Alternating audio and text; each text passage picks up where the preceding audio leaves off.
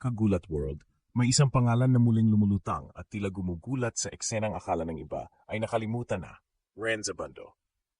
Yung batang minsang naging poster boy ng athleticism at fearless energy ng Gilas sa World Cup 2023.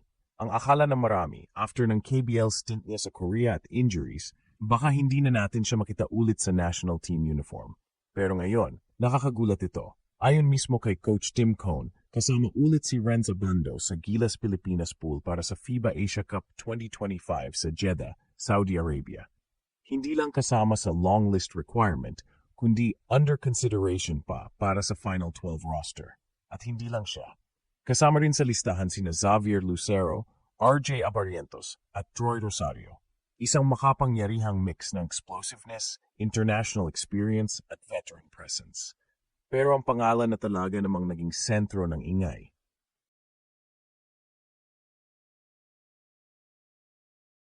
Si Abando. Dahil sa lahat ng players nito, siya ang may fanbase na hindi nawala ng sigaw kahit pansamantalang nawala sa spotlight. Siya rin ang isa sa ilang Gilas players na may proven international highlight reel mula sa KBL hanggat sa World Cup stage. Sa article ng Spin.ph, nilinaw ni Coach Tim na kailangan muna ng long list submission sa FIBA bilang standard process. Ngunit may intention silang suriin ang performance ng apat para sa posibleng slot sa Final 12. Ang ibig sabihin nito, hindi lang ito formalidad, may laban si Abando. Lalo pat nakatakda siyang maglaro sa Strong Group Athletics sa Jones Cup, kung saan pwede niyang patunayan sa buong Asia at sa mga international scouts na handa na siyang bumalik sa mas malalaking entablado. Kagulat World, tandaan natin, si Abando ay hindi basta-basta role player. Siya ay human highlight reel na kayang magbago ng momentum ng laro sa isang putok na dunk o isang chase down block. At kung pagbibigyan siya ng tamang rotation at system, kayang-kaya niyang gulatin ulit ang buong kontinente. Dahil ilang ulit na ba siyang in-underestimate? Ilang ulit na ba siyang binaliwala pero biglang nagpasabog ng alley-oop o full court transition slam? Ngayon, may bagong tanong na kailangang sagutin. Kung may pasok si Abando sa Final 12 ng Gilas para sa FIBA Asia Cup, gaano kalaking impact ang pwede niyang dalhin laban sa mga top-tier Asian teams gaya ng Australia, Lebanon at Iran? Pag-uusapan natin ang skillset ni Abando at bakit siya ang posibleng shock weapon ng Gilas kontra sa mga elite Asian squads. Kagulat World, kung pagbabasehan natin ang recent player movement at kung ano ang kulang sa kasalukuyang Gilas core, isa ang malinaw, kailangan ng Gilas ng isang wing na kayang magpasabog. Bigla, brutal at walang takot. At kung may isa tayong Pilipino na kayang gawin yan, walang iba kundi Renz Abando. Dahil sa international basketball, lalo na sa mga FIBA-style tournaments kung saan short bursts at momentum swings ang kadalasang nagdedesisyon ng laro, hindi sapat ang fundamental role players lang. Kailangan mo ng shock player.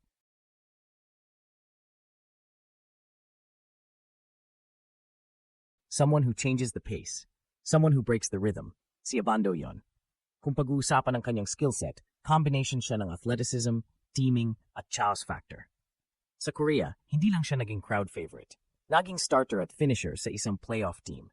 May shooting range, may finishing touch, pero higit sa lahat, may vertical game na pambihira sa Asia.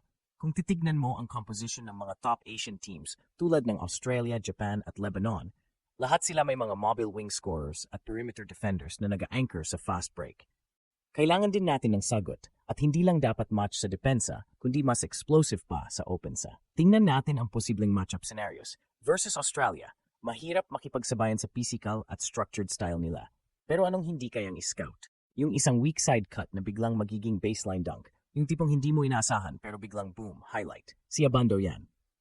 Versus Japan, mabilis, perimeter-oriented, small ball. Pero may kahinaan sa rim protection at switch defense. Perfect para kay Abando na kayang umatake at mag-convert sa mga broken plays.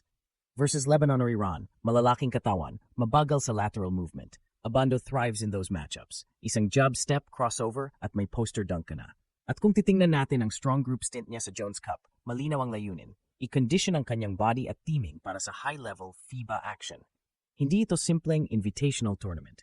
Sa Jones Cup, makakalaban nila ang mga team na may galing sa Chinese Taipei, Iran, UAE, at mga club teams ng Korea at Japan. Isang mini-laro na rin ng buong Asia. At kapag pumutok siya roon, malinaw pa sa sikat ng araw, Gilas will have no choice but to insert him in the Final 12. At nararamdaman na to ng Global Scout, may mga international analysts na nagsasabing Abando is underrated at the continental level. Bakit? Dahil wala siyang full World Cup exposure. Pero kung bibigyan mo siya ng Asia Cup platform kung saan mas bumabagay ang physical profile niya, hindi siya lang basta kakasa, baka siya pa ang mamuno.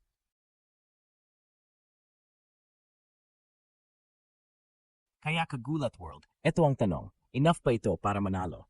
Enough pa si Renza Bando para gulatin ang mga perennial powers ng Asia? O masasayang lang ang explosive talent kung hindi siya mabigyan ng sapat na minuto at kumpiyansa?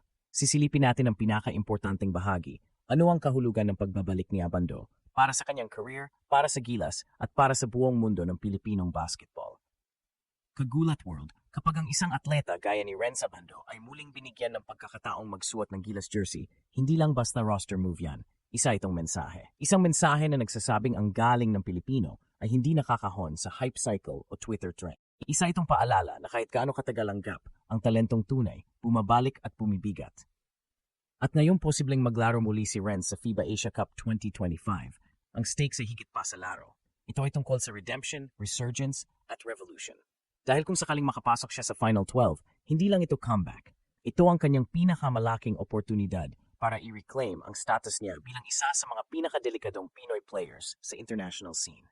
Sa panahon na unti-unti nang nabubuo ang bagong mukha ng Gilas, si Abando ay hindi lang pwedeng pumasok bilang support piece.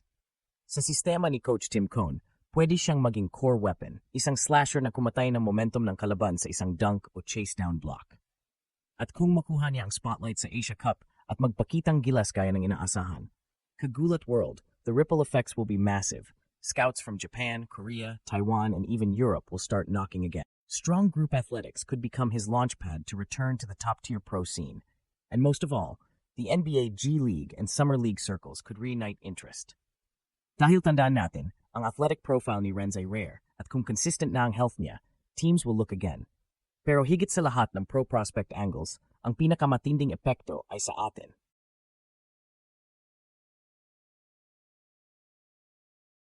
Mga Pilipino. Sa dami ng bagong pangalan na pumapasok sa Gilas, marami sa kanila ay kailangan pa ng character building, ng exposure, ng grit. Pero kay Renz, naranasan na niya lahat yan. Mula sa pinakamataas na punto ng college fame, hanggang sa injury setbacks abroad, hanggang sa muling pagtayo para sa bansa. Kung siya ang pumasok sa Final 12 at nag-deliver, siya ang magiging mukha ng bagong era ng Gilas. Isang Pinoy na lumaban, bumagsak, pero mas malakas ang pagbabalik. Kaya kagulat world, kapag nakita mo ulit si Renz Abando mag-warm up suot ang Gilas gear, tandaan mo, hindi lang siya nagbabalik, bumubuo siya ng kasaysayan na matagal nang hinihintay ng masa. At kung makuryente niya ulit ang buong bansa sa isang fast break dunk, kung mapasigaw niya ulit ang buong Araneta o kahit Jeddah mismo sa isang momentum steal, wala nang tanong. Siya ang X-Factor.